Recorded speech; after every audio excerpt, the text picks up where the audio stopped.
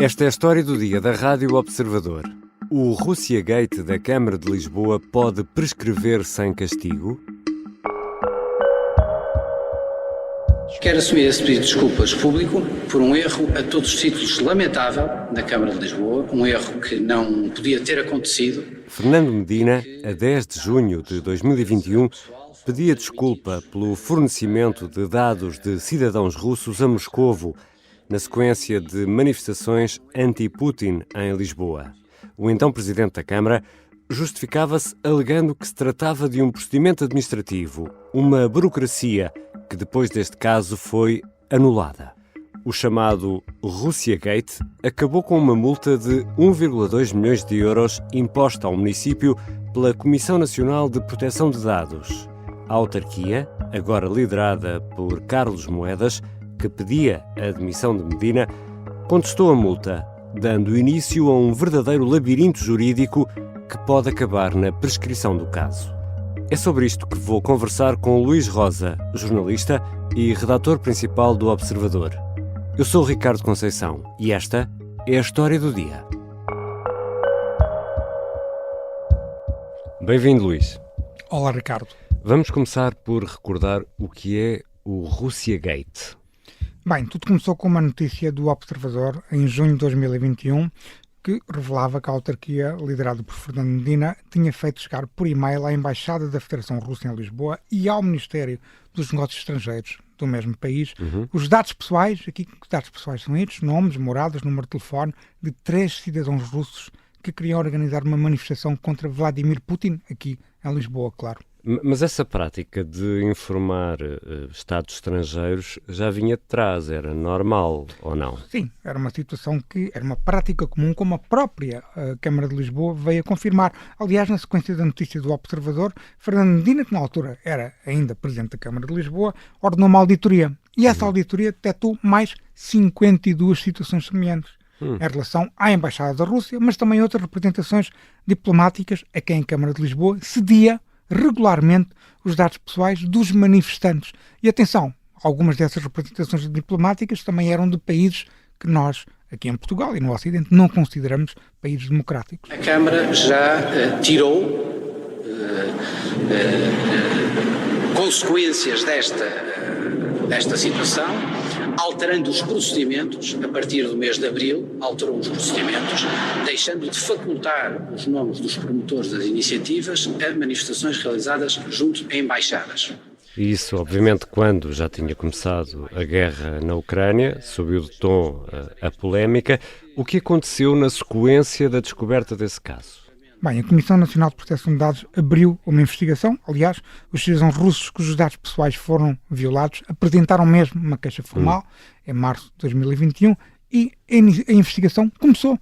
E, surpreendentemente, ou talvez não, descobriram-se ainda mais casos.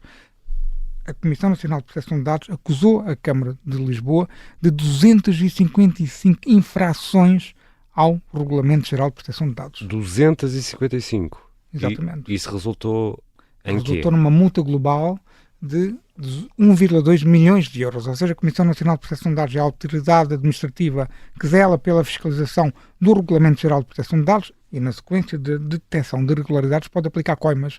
Neste caso, aplicou uma coima de 1,2 milhões de euros à Câmara Municipal de Lisboa. Temos aqui um caso que é não só a gravidade, que já é algo que eu não consigo perceber, de enviar para um país estrangeiro, mas estamos aqui a falar enviar para a Rússia, um país em que nós sabemos qual é o trato que é dado aos opositores do regime. Nós vemos isso com a tentativa de envenenamento de Navalny e, portanto, estamos a falar que estamos a pôr em perigo de vida estas pessoas. E isso eu diria que tem que ter consequências políticas muito, muito graves e, portanto, se isto é verdade, eu não vejo como é que o Presidente da Câmara tem condições para continuar a ser Presidente da Câmara, com toda a sinceridade. E o que é que fez a Câmara perante essa multa? Contestou essa multa? Contestou, exatamente. É um direito que assiste à Câmara Municipal de Lisboa, como a qualquer outra entidade, que seja privada ou pública, que seja alvo de aplicação de multas de qualquer autoridade administrativa e pode impugnar judicialmente a multa, e foi isso que a Câmara Municipal de Lisboa fez. Na segunda parte da história do dia, vamos tentar perceber como o facto da autarquia ter contestado esta multa está a arrastar todo este processo.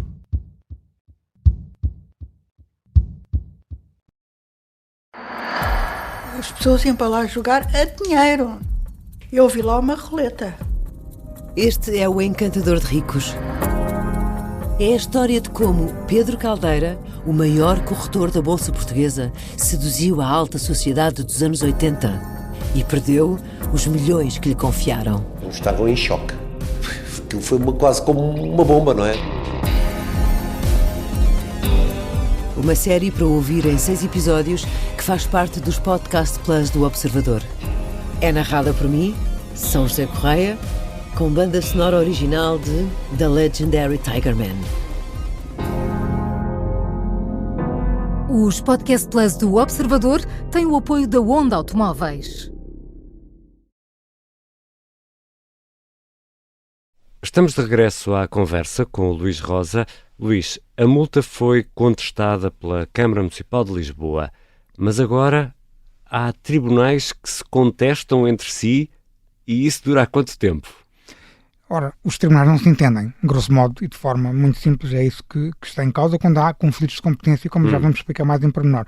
Isto dura desde junho de 2022, para ser simpático, se quiseres ver, remeter ao período em que a multa foi aplicada, que foi em janeiro de 2022, pode dizer que dura desde aí, portanto há mais de 1 ano e meio que estamos para saber quando é que a Câmara Municipal de Lisboa paga ou não paga esta multa. Portanto, a Câmara contestou para um tribunal, é isso? E depois o que aconteceu? Impugnou judicialmente e os autos foram distribuídos ao Juízo Local Criminal de Lisboa, que é um juízo do Tribunal Judicial da Comarca de Lisboa. E o que é que esse tribunal disse? Declarou-se incompetente. Mas aqui vamos explicar um bocadinho mais em pormenor, para não ser tão sintético. Ora bem, em junho de 2022, o Juízo Local Criminal de Lisboa marcou o julgamento do recurso da Câmara Municipal de Lisboa e marcou para o dia 12 de setembro de 2022. O que é que aconteceu 3 dias antes? O juiz titular desses autos descobriu, 3 dias antes do julgamento começar, que afinal era incompetente. Para aquele caso. Para aquele caso. E, portanto, o Ministério Público ficou em silêncio e o juiz declarou-se incompetente. A Comissão Nacional de Proteção de Dados não aceita essa decisão. Tentou reclamar da decisão para o Tribunal de Relação de Lisboa, coisa que o juiz do Juízo Local Criminal de Lisboa não aceitou. Teve que ser feita uma nova reclamação para a Presidente do Tribunal de Relação de Lisboa, aceitou essa reclamação e obrigou o Juízo Local Criminal de Lisboa a aceitar o recurso da Comissão Nacional de Proteção de Dados. E agora já estamos aqui, já estamos em maio de 2023, portanto já avançamos quase 1 ano para a frente. E neste momento, em que ponto é que estão os autos? O Tribunal de Relação de Lisboa vai apreciar o recurso da Comissão Nacional de Proteção de Dados. Qual é o objeto do recurso? Por acaso já te teres perdido nesta história toda, é que a Comissão Nacional de Proteção de Dados quer que o Juízo Local Criminal de Lisboa julgue o recurso da Câmara Municipal de Lisboa. Ok, e enquanto o processo vai e vem, não é? A multa está lá por pagar, é isso? E o tempo vai passando, porque estes processos também têm prazos de prescrição. E se há tempo, há risco de prescrição?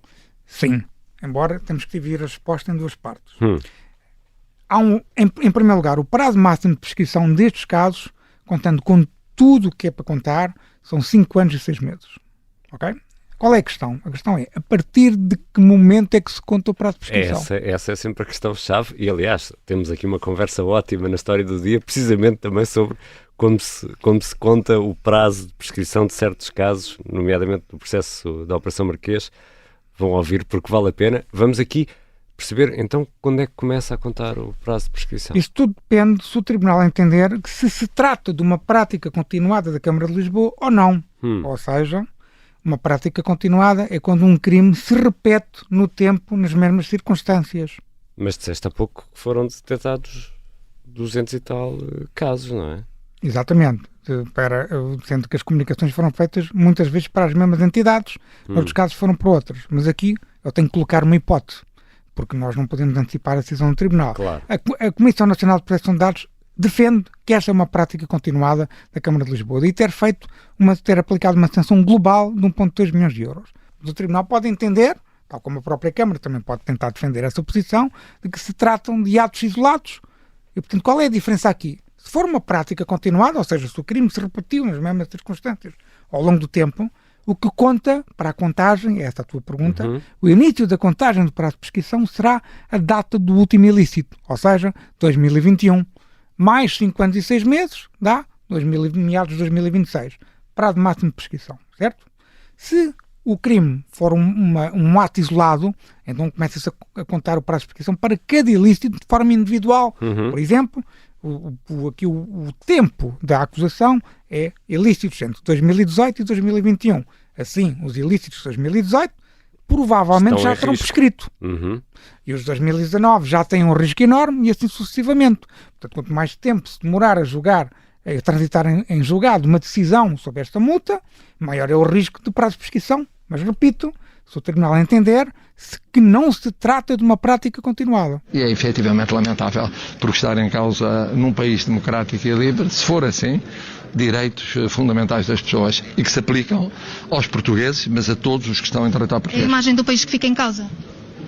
É uma coisa que não corresponde àquilo que é um princípio fundamental de respeito das pessoas e dos seus direitos, quer sejam portugueses, quer sejam estrangeiros. Aqui chegados, Luís Rosa, num caso que deu muita polémica e que se colou a Fernando Medina, e a forma como a autarquia de um país democrático forneceu dados de cidadãos que podem ser perseguidos por regimes, exatamente, por regimes autocráticos.